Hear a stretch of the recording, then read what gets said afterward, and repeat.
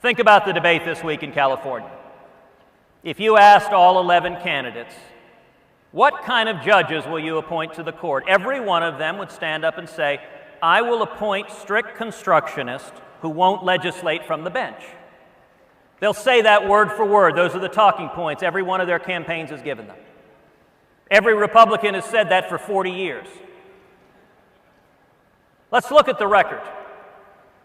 You know, Democrats have batted almost 1,000 when it comes to Supreme Court nominees. Every Supreme Court nominee they put forward votes like a radical leftist nutcase.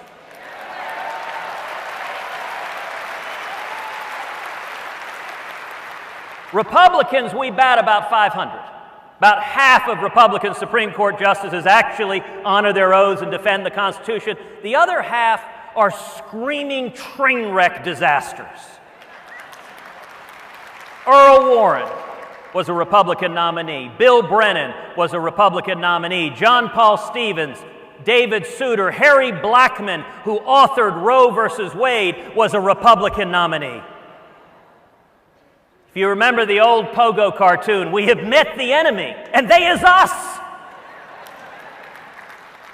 It's important to understand how that happens. I mentioned in the debate 2 moments in time that were particularly important.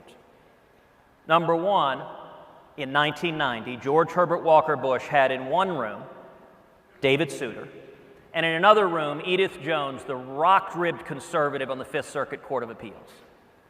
George Herbert Walker Bush picked David Souter. Fast forward 15 years to 2005, George W. Bush had in one room John Roberts. And in another room, my former boss, Mike Ludig, the rock-ribbed conservative on the Fourth Circuit Court of Appeals, a man who was Justice Scalia's very first law clerk.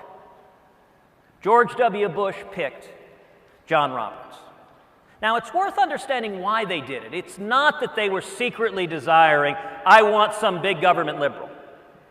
It's that both David Souter and John Roberts, they didn't have a paper trail.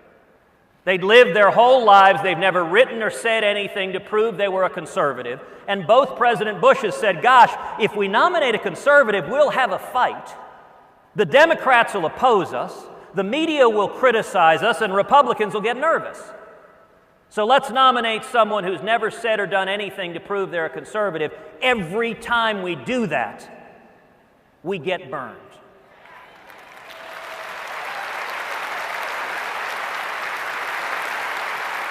Senator Cruz. And I'm going to suggest to you the difference between me and the other very, very fine men and women who are running for president is when push comes to shove, when it comes to the moment to make the decision, whether it is really taking on Obamacare, whether it is standing up to amnesty, whether it is actually defunding Planned Parenthood, or whether it is standing up and putting a principled conservative jurist on the Supreme Court, the difference between me and the other candidates is that I'm going to do what I told you I would do.